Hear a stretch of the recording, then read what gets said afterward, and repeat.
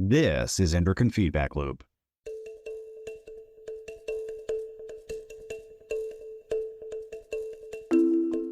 I am your host, Chase Hendrickson, and welcome you to this Journal Club podcast series brought to you by the Endocrine Society. Thanks for joining us as we explore an important article recently published in one of the Society's clinical journals. Welcome back to the Endocrine Feedback Loop podcast for our 76th episode. For this month's edition of the podcast, we unpack a recent secondary analysis of a clinical trial that examined pregnancy outcomes in gestational diabetes for women with polycystic ovary syndrome. PCOS studies often hit the podcast radar because of how many unanswered questions there are in that condition, and PCOS has certainly been in the news of late with the recent name change. So we thought this would be a great study to discuss today. Clinical trials often give us our strongest research data, though secondary analyses of them have plenty of caveats. We plan to walk through some of those today with you as our listeners. Of note, throughout this episode, we may interchangeably use the terms polycystic ovary syndrome and polyendocrine metabolic ovarian syndrome, or their abbreviations, PCOS and PMOS. I host the Endocrine Feedback Loop podcast and work at Vanderbilt Health in Nashville as a general endocrinologist and medical director. Back again this month as the episode's regular contributor is Allison Myers from the Albert Einstein College of Medicine and the Montefiore Medical Center in New York City. She too works as a general endocrinologist, additionally serving as the associate chair for faculty mentoring and community engagement in the Department of Medicine at Montefiore. Her research focuses on diabetic foot ulcers and disparities of care in individuals with diabetes. Our guest expert today comes to us from the Brigham and Women's Hospital and Harvard Medical School in Boston. Ellen Seeley directs clinical research for the Endocrinology, Diabetes, and Hypertension Division at the Brigham and focuses her own research on hypertensive disorders of pregnancy and gestational diabetes. While you all will know her primarily for these activities, she additionally provides clinical care for patients with these conditions, teaches extensively, and mentors many trainees and faculty members. So, as always, the perfect pair of endocrinologists joins me today to review this article. As usual, everything we discuss will be our opinions only and not necessarily those of our respective institutions or the Endocrine Society. For this episode of the podcast, we discuss association between polycystic ovary syndrome and pregnancy outcomes in gestational diabetes mellitus, a secondary analysis of the DIGEST trial, which the Journal of Clinical Endocrinology and Metabolism published in July 2026. Laura Kuskinski served as the first author for this paper and was joined by colleagues also at the universities of Leicester and Cambridge. I will now turn things over to Allison, who will walk us through the author's introduction and give us some key background information, getting Ellen to provide additional insight along the way. Allison? Thank you so much, Chase. Good afternoon. So I just want to start off by talking about polycystic ovarian syndrome, which has just been renamed PMOS, as mentioned by Chase. And it's really important that we understand that PCOS is not a one-size-fits-all condition. There are actually several phenotypes. The four major ones are classic, also known as full-blown, when you have increased androgens, irregular ovulation or menses, and polycystic ovaries seen on ultrasound or imaging. Then you have the classic non-PCO, so you'll have increased androgens or irregular menses ovulation, but you don't have the polycystic appearance on imaging. And you have the ovulatory kind where you have normal ovulation, but increased androgens and polycystic ovaries. And last but not least, the non-hyperandrogenic, in which you have irregular ovulation or menses with polycystic ovaries, as well as normal androgens. We also have to keep in mind that there is also the ability to use volume when you're looking at polycystic ovaries. It's not necessarily just having multiple cysts, but there is a certain volume cutoff that we can designate to also make the definition. So I would just like to turn it over to Ellen to talk a little bit more about these different phenotypes, as well as why we decided to change the name from PCOS to PMOS, so we can better understand this spectrum of disease. Thank you. And thank you for inviting me to participate in this podcast. So I think one of the problems with the different phenotypes that were existing for PCOS is that we don't know the etiology of PCOS. So you're creating phenotypes, and what they are is literally phenotypes. They're how different patients appear which doesn't necessarily reflect the pathophysiology of their condition. And some of the categorization into phenotypes may actually cause people to lose some findings that are important. So unless someone has a specific hypothesis about one of the phenotypes, I don't use phenotypes. I describe the patient I'm seeing, this is clinically, the patient I'm seeing and what I believe her manifestations are of PCOS. And it's specific to her. So one of the problems with the new name was that as much confusion there is with the old name, I think we're going to run into a lot of confusion also with the new name. So the emphasis was the word metabolic, which gets into play the increased risk for diabetes, the increased risk for hyperlipidemia and LDL, and hypertension, and the risks that we know are associated with that. So when someone's being seen for, let's say, infertility or increased body hair, that the clinician will think of metabolic and take that opportunity to address metabolic issues. The word polyendocrine is confusing to people, and I think will be confusing because it's not clear what glands the committee had in mind. But when I think of glands involved with former PCOS, I think of the pancreas in terms of potentially not being able to put out enough insulin to meet insulin resistance, peripheral tissue because of insulin, with insulin resistance, the ovary, which is often putting out more testosterone.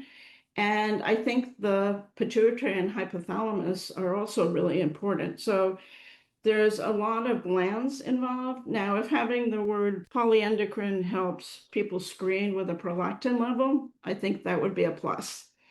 So my basic issue with the name is not anything against that name over PCOS. It's that because we don't understand the disease and it's really a syndrome, we really can't give it a name that fits what it is at this point. And is this going to raise more confusion than benefit is what I'm concerned about. Thank you for that summary, Ellen. It was very robust and very fruitful. Thank you. So PCOS is associated with insulin resistance, as just discussed, and that occurs in about 75% of people who have PCOS.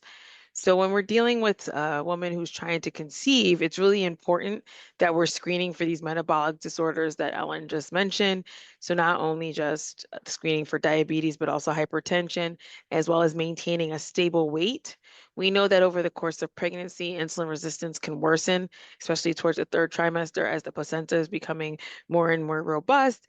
And so again, this puts our patients at increased risk for gestational diabetes and other complications such as gestational hypertension, preeclampsia, or preterm labor. We also do know that weight gain can be seen in PCOS, and based on what the National Academy of Medicine has said, it's really important that we have certain goals that we set for weight gain for our patients, whether they have PCOS or not. Patients who are considered underweight, the BMI is less than 18.5. You want to keep the weight gain to 28 to 40 pounds. Someone who's normal weight, that's a BMI of about 18.5 to about 24.9. You want to keep the weight gain to 25 to 35 pounds. Someone who's overweight, so it's a BMI of 25 to just under 30. You want to keep their weight gain to about 15 to 20 pounds.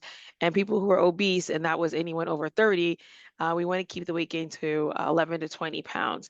We don't really have a lot of data for people who are over 35 with the BMI, and we do know that patients with PCOS are unfortunately going to be more prone to being obese. So that's why this study was so important to look at interventions that can be done in this vulnerable population as well as any obese population to see if we can decrease some of these poor outcomes that we have seen. So the overall goal of the study was, in the view of the paucity of data about the risks of coexistent PCOS in gestational diabetes and the efficacy of dietary management, we aim to investigate how PCOS affects pregnancy outcomes among women with gestational diabetes and to determine whether dietary interventions are equally effective in those metabolically complex pregnancies. This does come from a parent study, which is known as DIGEST. DIGEST stands for the Dietary Intervention in Gestational Diabetes. They wanted to look at the maternal and neonatal outcomes from using a reduced calorie diet compared to a standard diet in women with gestational diabetes. Reduced energy diets can promote weight loss and improve long-term outcomes in patients with type 2 diabetes, but have not really been studied in gestational diabetes, which makes this study quite unique. They looked to see if an 8 to 10 week intervention could reduce maternal weight gain. And as I just mentioned, there's certain goals that we need to strive for when we're observing pregnant women in their weight gain. And also, can we reduce some of the issues that can happen with a high infant or low infant birth rate? Participants receive prepared meal boxes providing either 2,000 or 12,000 calories per day every week, and the meals adhere to the pregnancy nutrition and food safety guidelines, ensuring a balanced meal of 40% carbohydrates, 25% protein, and 35% fat, while excluding added sugars and artificial additives.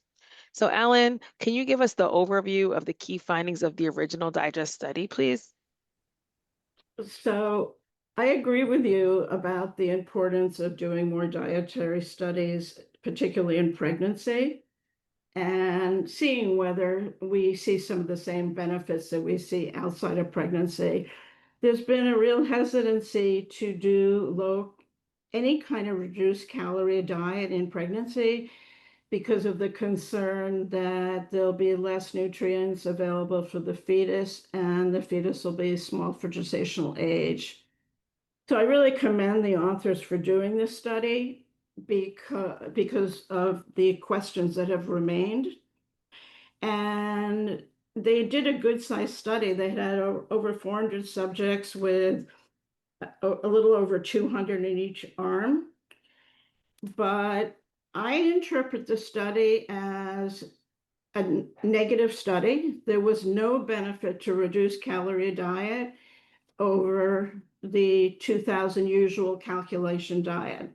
There was no benefit for the primary outcome in the mother, which was having less weight gain. Both groups were virtually identical. And there was no benefit for the infant. The standardized birth weight, which the hope was that it would be lower but not small, that birth weights were virtually identical in the two arms. And I think that is the basic finding. There's a lot of questions in terms of if you started the diet earlier, would it have been benefit? There's a lot of questions that can be asked. And so I view it as it answered its two hypotheses with a negative answer. There was no benefit to the lower calorie diet. My concern with the majority of what the paper is made up of is looking at 100 or more secondary outcomes and talking about which of those are significant. So it wasn't powered for secondary outcomes. And with the multiple comparisons, most of the secondary outcomes would not be significant. And I think this holds true of the parent study as well as the one we're focusing on with the PCOS, which I know we're going to talk about more.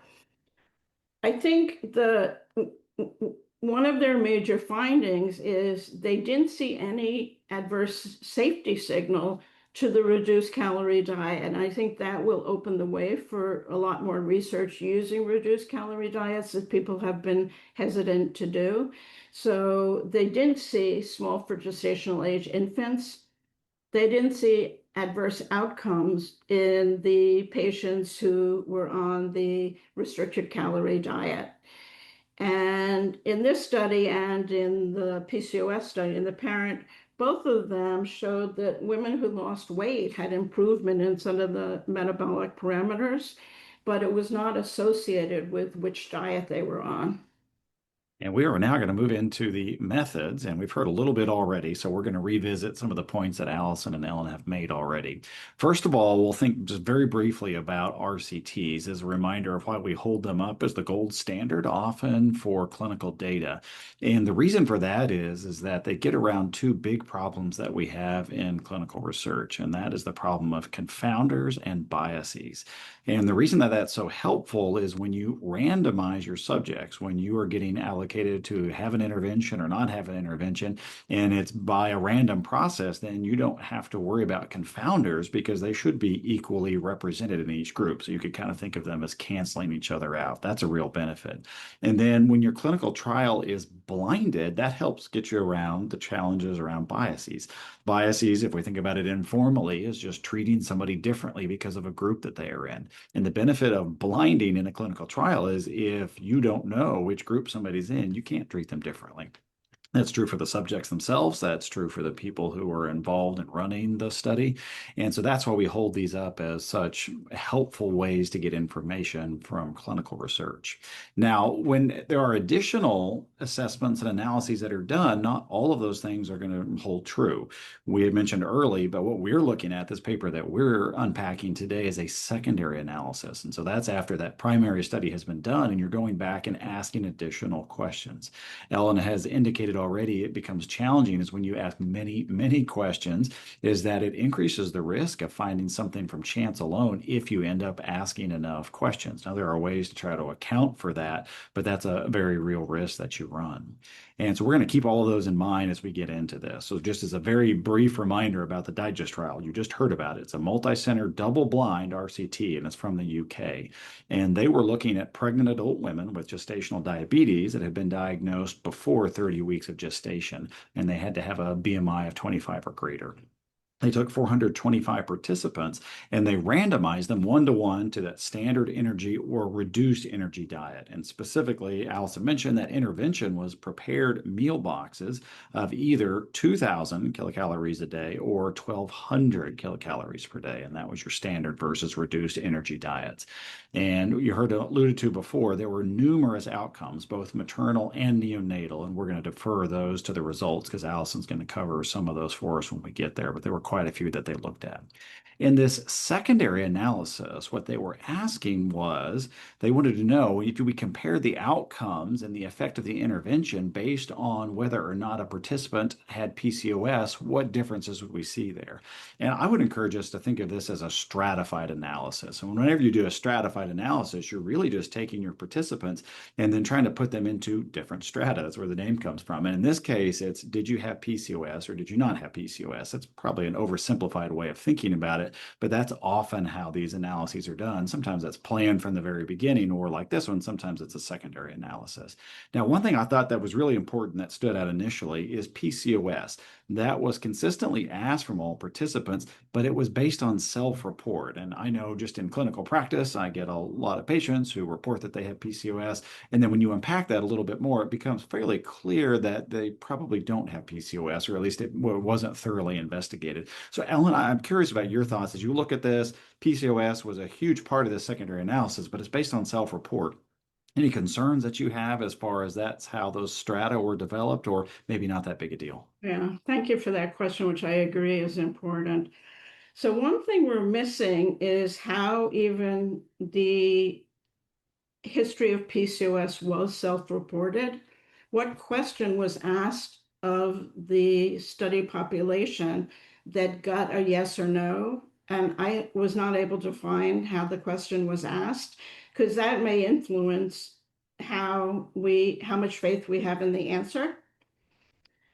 Beyond that, we know that with self-report, any condition with self-report, there's going to be false negatives and false positives. And this becomes a particular issue in this study because there's only 50 women that said yes to PCOS. I know patients come into me and say, I know I had PCOS, and they've read things on the internet. And no matter what I say to them, when they leave the office, they still think they have PCOS. And I don't think it's in any big service to anyone to try to convince them otherwise. I'll tell them what I think they have. So they may not meet all the criteria, but it's similar to PCOS. It doesn't matter to me if they call it PCOS. So that's what's happening clinically. There aren't a lot of studies that tell us much about false positives and false negatives of report of PCOS. But in some studies that are similar, there's up to, in an enriched population of patients with androgen excess symptoms, at least 11% of people who said they had PCOS didn't have PCOS. So when your sample size is only 50, you're going to lose 10% of that population in what might be false positives. I think it affects the false negatives is less of an issue because the sample size is larger, but it's still an issue because we know that PCOS is incredibly underdiagnosed and it's the most common reproductive issue in women. So it may bias the findings either way. And I don't think if they had designed the study to begin with to look at PCOS, they would have asked the question this way. But someone put in the questionnaire the question, and sometimes with large studies, you have a question you want answered by the large study, but you're limited in terms of how many questions you can ask for because otherwise the questionnaires become too lengthy. But I don't think this is the most accurate way to get a diagnosis of PCOS. And towards the end, we are going to come to the author's limitations that they report, and they include this. So this is something that they readily acknowledge and we thought would be helpful to think about in this section.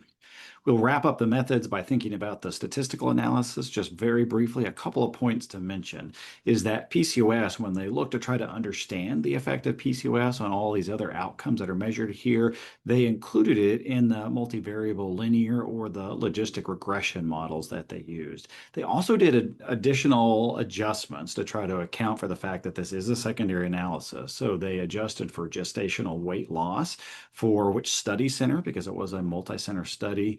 They adjusted for the baseline maternal weight, and then finally whether or not IVF was required for the pregnancy to occur. Okay, that's enough on the methodology. I'm going to hand things back over to Allison, and she's going to walk us through these results.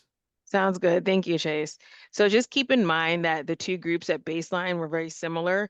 There was no difference in the average maternal age, BMI, blood pressure, ethnicity, previous gestational diabetes, and other pregnancies. So that's a good starting point. Then when we actually look at the main finding, the results showed that the patients who had gestational diabetes, those who had PCOS did not have increased perinatal risks, such as like preeclampsia, gestational hypertension, when compared to those without PCOS. And again, this could be the obesity factor working here. So even though the other group did not have polycystic ovarian syndrome, we also know that, as we said earlier, PCOS is a spectrum. So maybe the women who had PCOS, some of them incorrectly, as Ellen said, identified as having it, even though they didn't, or they may be of the phenotypes that have less metabolic risk compared to some of the other phenotypes.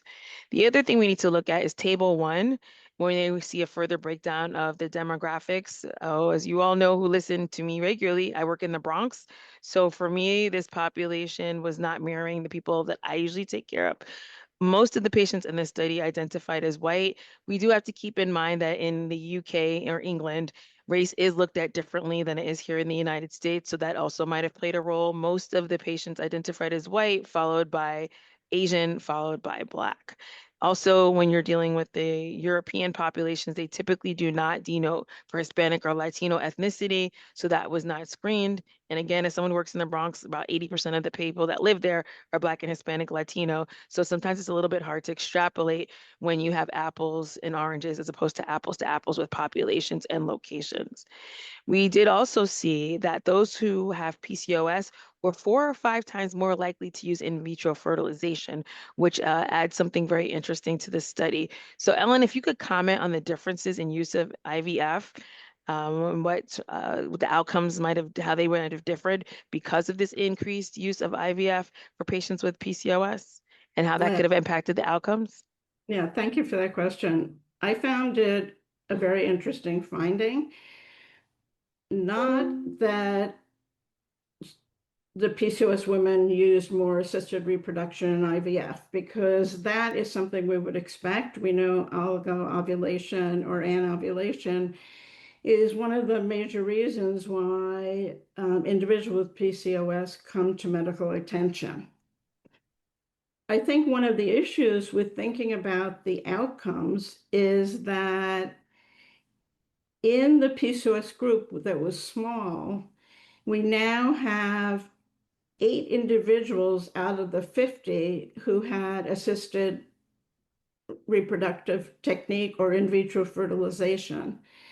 And this was not a study of how people became pregnant, but it may dilute what is being found for PCOS. Because, for example, we know that in vitro fertilization and assisted reproduction, there's increased rates of GDM. So the mechanism of GDM is hypothesized for those reproductive techniques, but not known. And it may be a different method than the insulin resistance that we think of PCOS. So when we were talking, you brought up the issue, Allison, about heterogeneity. This may be in addition to PCOS being a heterogeneous condition, the reasons that these individuals even got into the study and had GDM may be heterogeneous, given that a good proportion of the 50 had assisted reproduction. Thank you, Alan.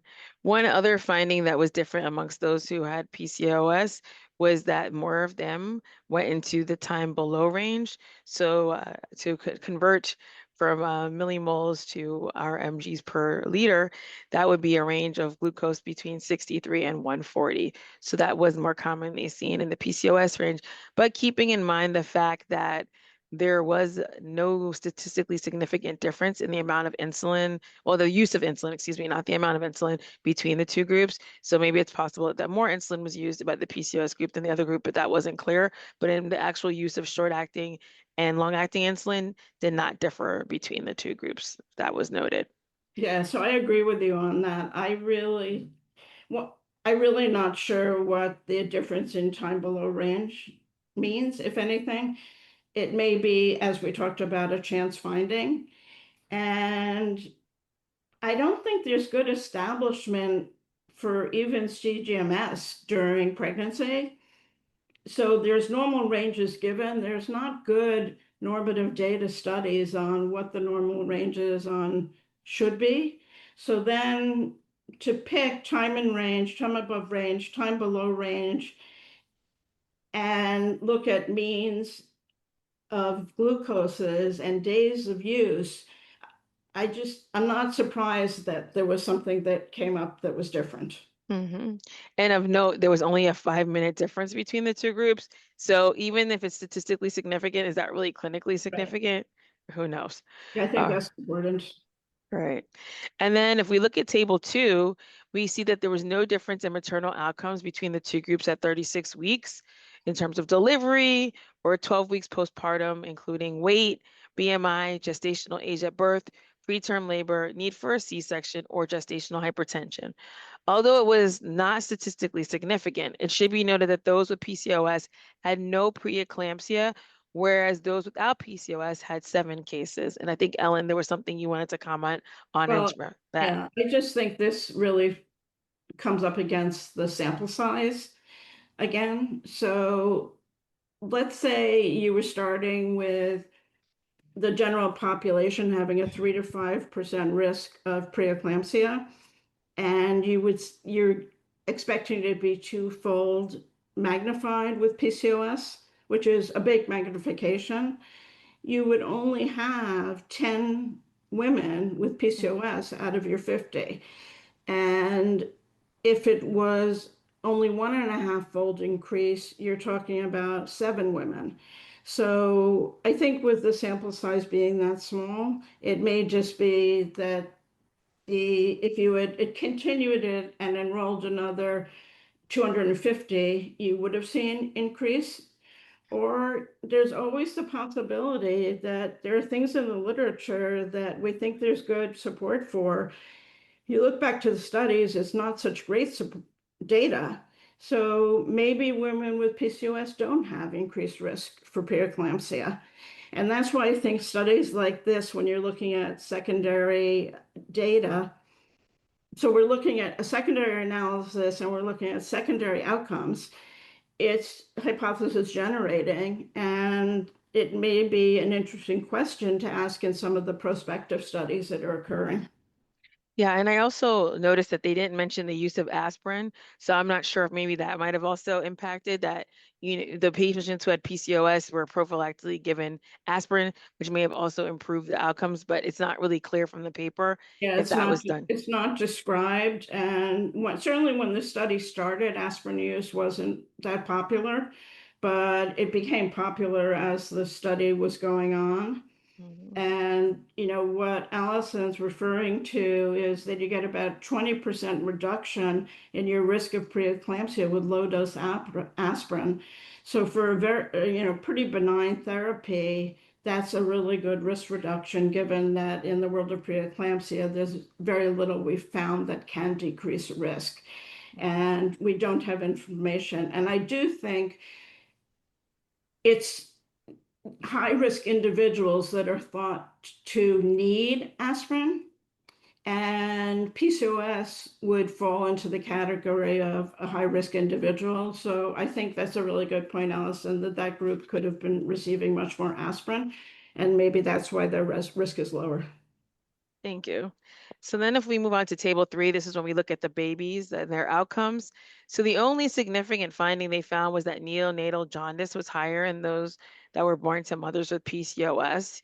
There was no significant difference in terms of small for gestational age, large for gestational age, birth weight, neonatal hypoglycemia, or NICU admission. Then we can move on to table 4. In model 1, which adjusted for study center because this was a multi-center study done at various clinics throughout the UK, the low energy diet was significantly associated with the reduced likelihood of long-acting insulin use at visit 3, and that would be 36.6 plus or minus 6 weeks. And this association also remained significant after further adjustment for PCOS in Model 2 and for PCOS in IVF in Model 3, which is consistent with effect estimates across all 3 models. In contrast, no significant effects of dietary intervention were observed in any of the neonatal outcomes. And I'll jump in just really quickly as an aside. I really like the way the authors presented this. Not all authors do it, and this tends to be more relevant for observational studies. But when authors are adjusting and using multiple models, it's really helpful when they show you the results of all of those different models. As a reader, it helps you to understand the potential impact of confounders, because there's always this question. Again, this is mostly observational studies, but you always have this question of, well, what about residual confounding? We adjusted for all these things, but what about the stuff we didn't think about or we couldn't adjust for?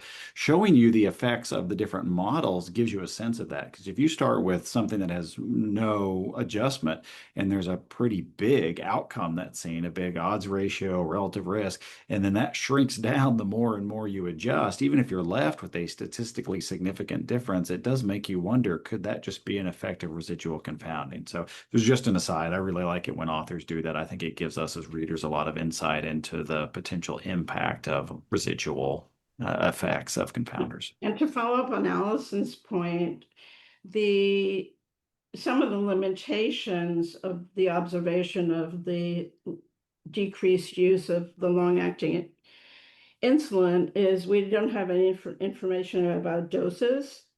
So you could have decreased use of long-acting insulin with higher doses being given, in which case that might not be an important finding, or you could have lower use of long-acting insulin.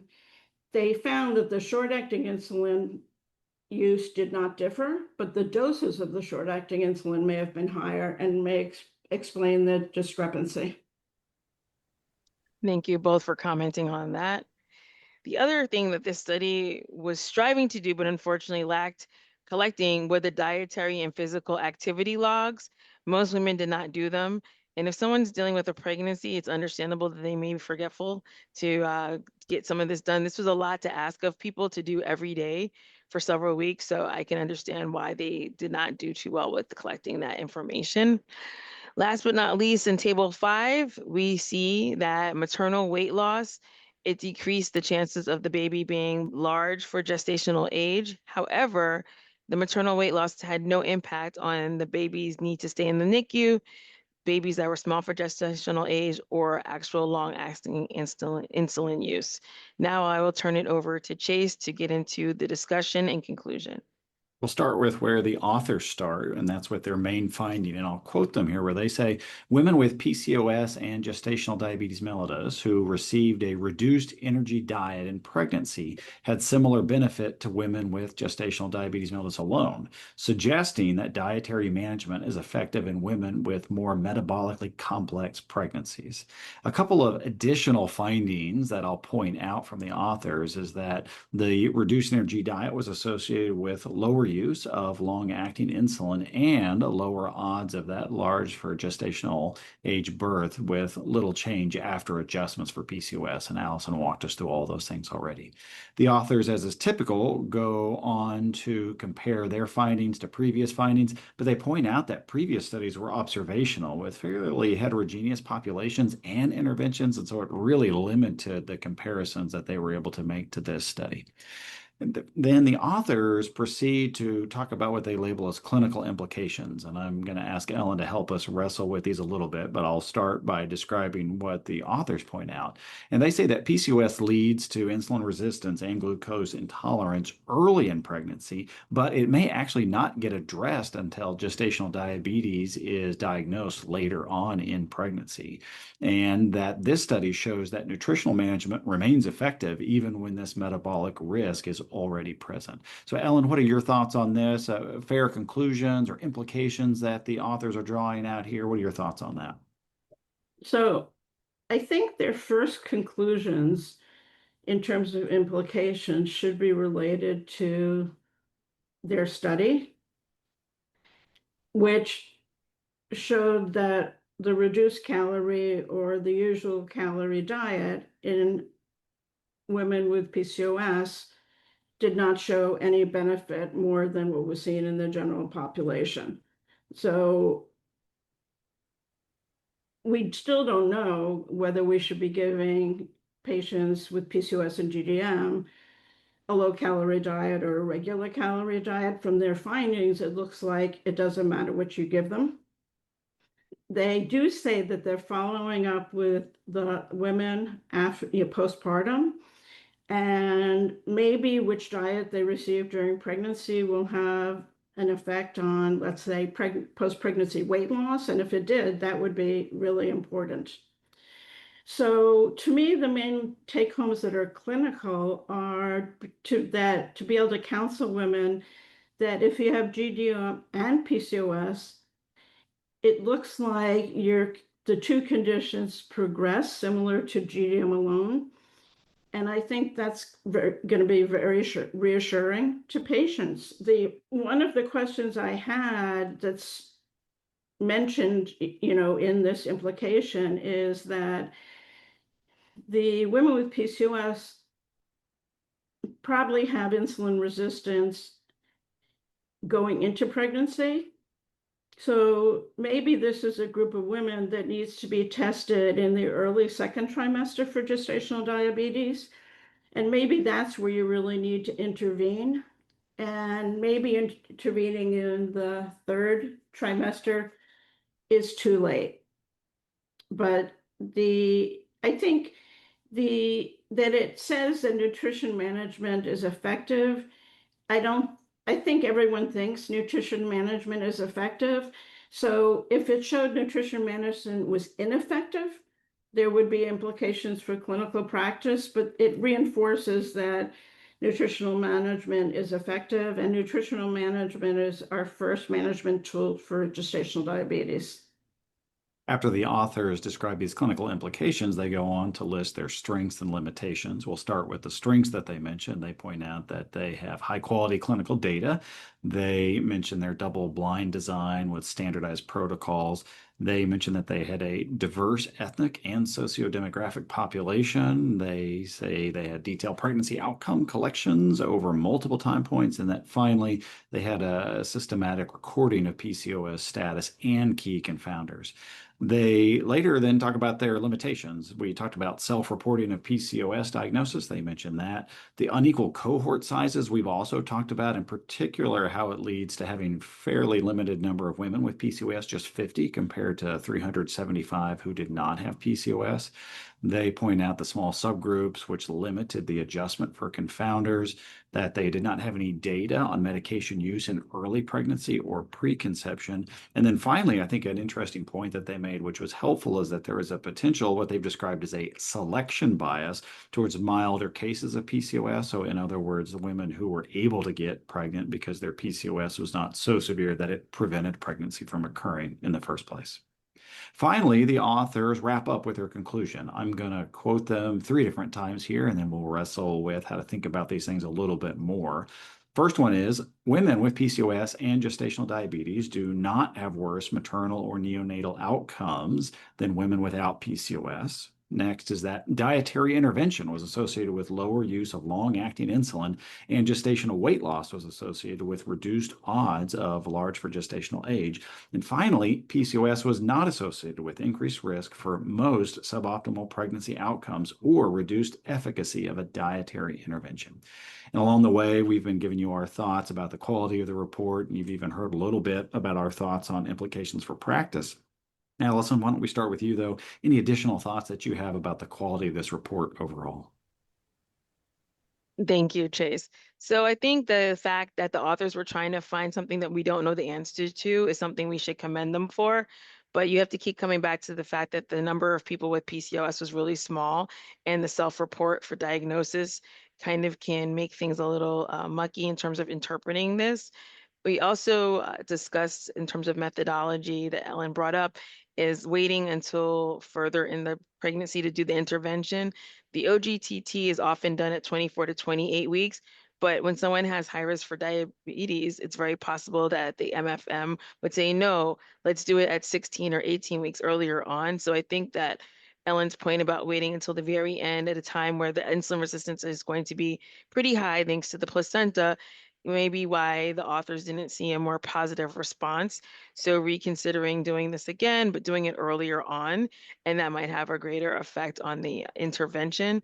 Also, it would have been nice if they had all done a little bit further explanation around the amount of insulin that was being used and also the role of metformin. I know it's not really clear if metformin is yay or nay in terms of reducing insulin resistance in these patients, but it would have also been nice if they had looked a little bit further, but I think the numbers might have been too small to see the impact of using metformin.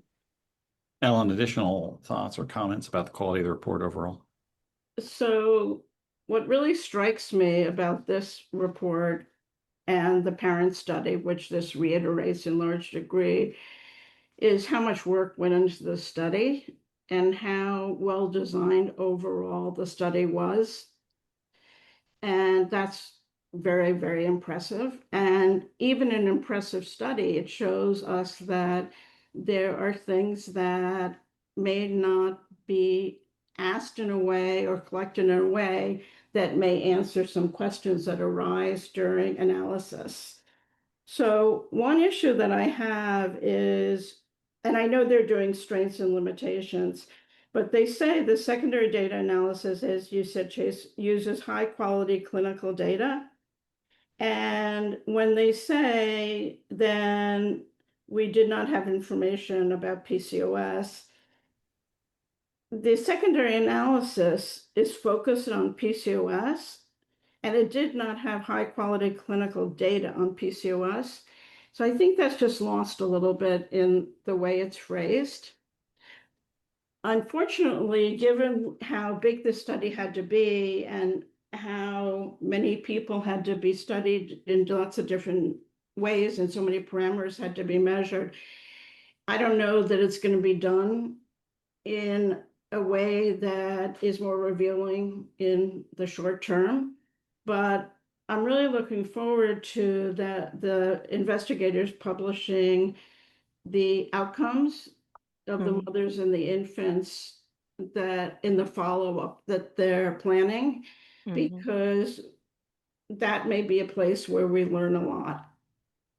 But I still, in the end, think as Allison mentioned, and you mentioned, Chase, that to be able to tell a woman with PCOS that in one of the larger studies that was actually done prospectively, the women who had PCOS and GDM did not do worse than those with GDM alone. I think that's an important message. Allison, let's end with you. Ellen's given us her thoughts about the practical application of this data, how it changes our practice. Do you see the results here changing the care that you provide to your patients? So for a lot of our patients, the MFMs take their care from us as the endocrinologist. But what I could do in preconception counseling when I'm talking to a patient is say that calorie restriction is not necessarily something you need to consider doing during your pregnancy. We don't have enough data. It may be beneficial if you start doing that before pregnancy. But I think the real thing, the take home that we know is trying to get the patient's weight down beforehand, controlling their metabolic indices before they get pregnant is probably the most important thing that we can do. So maybe don't wait until they're 30 weeks pregnant, start before in that preconception period, and then maybe you will also see some improvement in outcomes for this population. And with that, I would like to thank Allison Myers and Ellen Seeley for joining me for this month's edition of Endocrine Feedback Loop. I know that you all learned a great deal and hope that you will join us again next month. And now you're in the loop. This has been Endocrine Feedback Loop. Endocrine Feedback Loop is brought to you by the Endocrine Society with production oversight by Brandy Brown. If you want to like and subscribe, you can find us on Apple, Spotify, or wherever you get your podcasts. We'd love to hear your feedback on this episode or the podcast itself. Please email us at podcast@endocrine.org. Endocrine Feedback Loop is a free service of the Endocrine Society. To learn more or to become a member, visit the Society's website at www.endocrine.org.